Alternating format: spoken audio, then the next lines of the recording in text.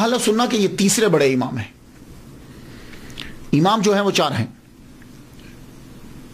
فقہ کے اندر امام جو ہیں وہ چار قرار پائے.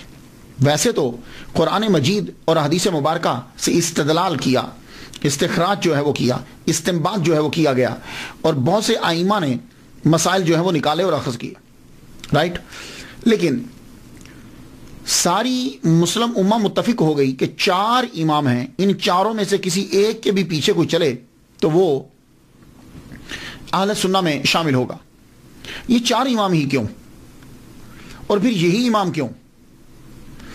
بہت سے امام ہیں، بہت سے قرآن اور حدیث کو جانتے ہیں، انہوں نے مسائل کو نکالا، لیکن ساری دنیا نے یہ طے کیا کہ دیکھا جائے کہ کون سا امام ہے.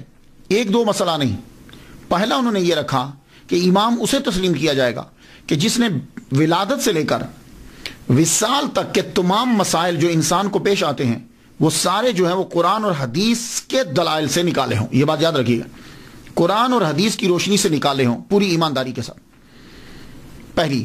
اور دوسری بات یہ، اب قرآن اور حدیث سے تو مسائل بہت سے لوگوں نے نکالے، تو دوسری شرط یہ رکھی گئی کہ انہوں نے جو مسائل نکالے تھے وہ تمام کے تمام لوگوں کی نظروں کے سامنے ہوں، مدون ہوں کتاب کی صورت میں.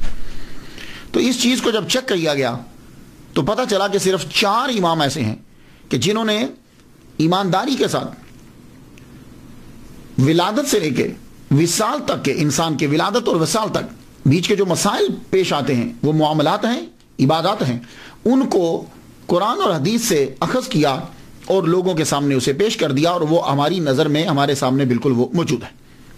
تو یہ چار امام ہیں. اب کوئی امام اگر آتا ہے تو وہ یہ بتلائے کہ اس نے یہ کام کیا. تو فقہ کے اندر ان چاروں کو، تو ان چاروں میں پہلے امام اعظم نعمان بن ثابت رحمۃ اللہ علیہ، یہ پہلے اس لیے ہیں کہ تمام کے تمام ائمہ جمع تفریق کر کے انہی کے شاگرد بنتے ہیں.